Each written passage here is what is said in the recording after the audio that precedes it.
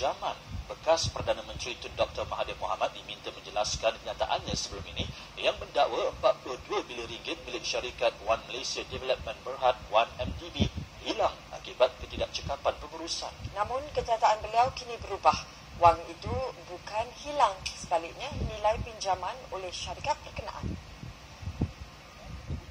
Menurut bekas pemimpin Parti Kita Kedah Zamir Ibrahim, Tun Dr. Mahathir dalam serangannya terhadap Perdana Menteri Datuk Seri Muhammad Najib Tun Razak sebelum ini mendakwa 42 bilion ringgit milik 1MDB telah hilang atau lesap.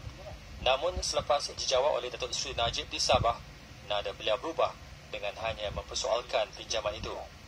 Kata rakyat kebanyakan, terutama sekali di kampung, menyatakan duit kerajaan Malaysia, duit rakyat hilang 42 bilion. Itu yang saya ingin tegaskan. Bukan hilang, tetapi pinjaman. Siapa sebut? Tun Dr. Mahathir sebut. Tetapi sehingga hari ini belum ada pembetulan. Begitu juga Malaysia kini, Malaysia Insider, Sheikh Dad, Zainuddin Maidin, Kadir Jassin, semua tidak ada rasa tanggungjawab untuk memperbetulkan ayat ini. Walaupun ayat ini nampak kecil, tetapi bezanya sangat besar. Karena itu, PKR menggunakan sebegitu luas menyatakan duit hilang 42 bilion.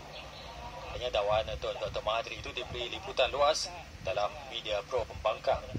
Pembangkang turut mengambil kesempatan itu untuk meraih undi pada pilihan raya kecil Pematang Bawah dan Rompin.